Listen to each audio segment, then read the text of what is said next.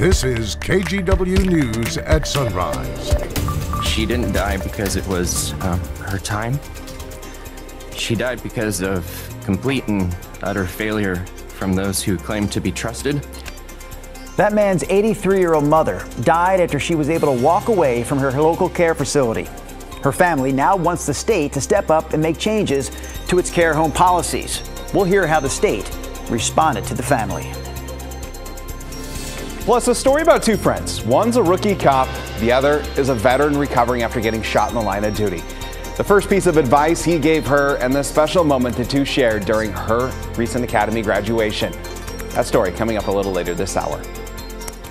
And check out this video from Iceland of a volcano erupting. Wow, I don't know if I've seen anything quite like that. More on the work being done to steer lava away from a nearby town coming up in this morning's World Headlines. It is a Thursday morning here on the Sunrise Show. I'll tell you what, Rod Hill has a pretty incredible picture this morning as well. Are you showing us the sunrise again? Well, it's here? a photo that was taken of me years ago. It's in my back Oh pocket. my gosh. This is a nice shot too, but man, that other sunrise shot you showed us earlier was pretty spectacular. I'm not really interested in my portrait of myself. Later. All right, here we go. Yes, I'm going to get to the Wells Fargo viewpoint. Let's start at the coast. Beautiful baby blue sky, I like to call it this time of the morning. That's Cannon Beach live. And, oh my goodness, I'm not, the weather map is not going to change. Tap the wall, tap it. Oh, it's not going to work. All right, I will tell you. Right now we're in the 40s. Some of you are down to 40 degrees, in fact, so it's a chilly start. We are mainly clear. Portland 60 at noon, and today's high temperature will get up to about 72. Chris, do you have any photos you'd like to share? Not of myself, but you know, here, let me give you this. This is I-5 near Wilsonville. This looks pretty good. Not as nice as that sunrise, but I can tell you the drive wide open on that side of town. The trip out of Clark County looks pretty good as well. Interstate 84 eastbound, exit 6, the Halsey exit. Ramp closed for maintenance, closed for road work there. And speaking of road work, I'm going to take you out to Wahkiakum County again, continuing all week long. SR4, if you use that to get to the Washington coast, utility line work has that down to alternating one lane. They're using flaggers to get traffic through that area. So starting at 8 a.m., there could be delays up to 20 minutes. Again, both directions. This is 8 a.m. until as late as 8 p.m. both today and tomorrow. Christine? Yeah, good to know. Thank you, Chris. This morning, we begin in Salem with a family's pleas for the state to do better when it comes to long-term care facilities. 6 months ago, that family lost their 83-year-old grandmother who was living with dementia. Despite her condition, she was able to walk away from her care facility in Sandy and was later found dead on Christmas Day. Here's KGW's Alma McCarty with an update. In a committee room in Salem, Bear with me. Tim Hyun gathers courage. I could have never imagined being here today. That anything that what had transpired this last Christmas would have ever happened. He's telling the story of what happened to his grandmother, 83-year-old Kisun Hyun. Those who were close to her just called her Harmony. She was the embodiment of what it means to be harmonious in life. But they didn't come here to tell lawmakers about her life, rather her death. My grandmother didn't die because of old age. She didn't die because it was her time. She died because of complete and utter failure from those who claim to be trusted, who we put faith in to care and watch over her. The now shut down Mount Hood Senior Living in Sandy was that memory care facility. Diagnosed with dementia, Kisun went missing 24 hours after moving in. Her body was found a half-mile away on Christmas Day. I miss her deeply. Our mom deserved better. Kisun's daughter, Alex Smith, praying the state will do better. More specifically, that Oregon's Department of Human Services will, through state policy changes. We must hold DHS accountable to strengthen licensing requirements and reduce safety risks by providing much closer oversight, regulation, and training of all long-term care facilities in Oregon. I want to begin by acknowledging the families in this space. There are no words.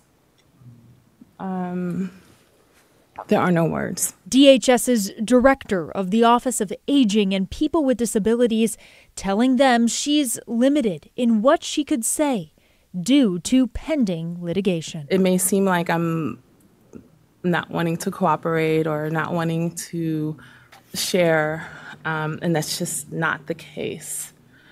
I take safety in the events that happen very seriously, extremely seriously. Alma McCarty, KGW News.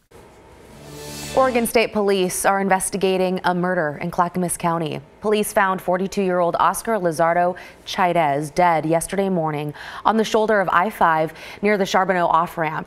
This is just south of Wilsonville. Investigators later determined someone killed Chaidez. Oregon State Police want anyone with information to contact them.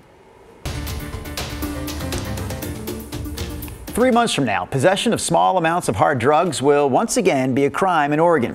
So in anticipation of that, some counties around the state are putting together a deflection plan that would offer a treatment option instead of jail time. So Washington County released their preliminary plans. Our China Green has those details for us. Good morning, China. Good morning. So the county's deflection team started creating the program back in April when Governor Tina Kotek signed House Bill 4002. Now this started the countdown for when drugs will be recriminalized and gave counties millions of dollars to expand recovery services that would become alternatives to criminal punishment. Washington County is expected to receive just over $1.3 million. And according to the county's plan, the goal will be to evaluate offenders and get them into treatment to deflect any pending charges. According to county officials, this program will be human-centered, trauma-informed, and culturally responsive, meeting people where they are, offering a path to healing and improved quality of life. The goal will be to evaluate them, get them connected to treatment so that we can just deflect any of these pending charges. The Washington County Sheriff's Office will also play a role here. Details around their involvement are still in the works, but the county says that when officers come across someone using drugs, they will refer them to a county deflection team. Now, very important to note here, creating a deflection program is not a requirement, but counties that do take part will each have their own approach. So what deflection might look like in Washington County could largely differ from, say, Multnomah County. All right, definitely a story we'll be following here in the next few months, China. Thank you for that update. Before we get to Rodney Hill, how about this? Rod, did you see this video earlier? This was sent to us from a viewer in Lake Oswego. His name is Baylor.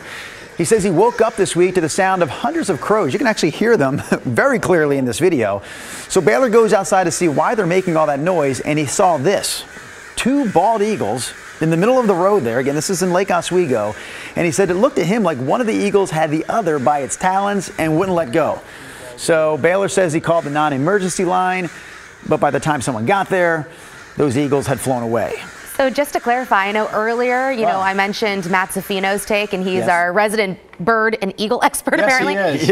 He had said that, I know, right? He had said last night that it could be a whole territorial dispute between 2 male eagles, but then online I read that it could also be kind of bizarre courtship behavior. So we really don't know which, I think. I read online that it could be one of the eagles was simply in a bad mood. Maybe. If I ever grab this man with my talons, yes, this is courtship, not anger. Thank you. Just so you know. You can let go. So earlier I couldn't change my maps. Yeah, what are we doing? Well, I'm told that we have solved the problem. I have 2 choices to click. We're going to try this one first here. All right, take a look at the satellite picture. Let's see if this is the one that wasn't working. Everybody's dry. Everybody has sunshine. Click. It's working. I love that. All right, here's Snookman's Casino Resort Camp in Lincoln City. Earlier we showed you Cannon Beach. The story today is the beautiful weather. So yesterday's raindrops turned out to be the last raindrops of this month. We'll be all dry today and sunny, and all dry tomorrow and sunny. 48 in Lincoln City. Here's that Wells Fargo camera that Drew was talking about. Just beautiful. Look at that. 48 degrees is the temperature outside at the airport. It's 46 in downtown. Tigers are 42. It's a cool start. I felt it when I stepped outside. Look at Forest Grove, Hillsboro, and Battleground in the upper 30s right now. McMinnville also in the upper 30s. Sheridan 39, Estacada 39. So jacket out the door, please. Your planner 60 at noon, and there's the high 72. Just a fabulous day on this 30th day of May. Here are the other temps. Everybody's dry. Everybody's going to have the sunshine today. We're nipping at 33 degrees down in Burns right now. Okay, so with sunshine today and sunshine tomorrow, the next weak weather system arrives Saturday early morning.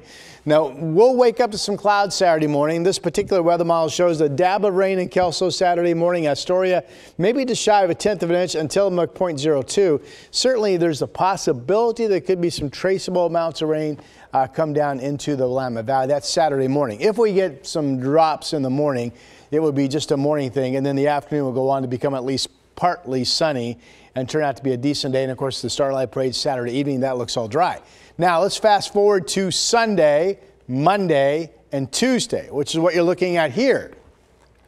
Big time soaking rains. Latest numbers from this individual weather model show an inch in Kelso for the 3 days, Sunday, Monday, Tuesday. Nearing 2 in Tillamook, 89 100ths in Portland. Over 2 inches of total moisture up into the Cascades. This shows the cool air with the rain on Tuesday.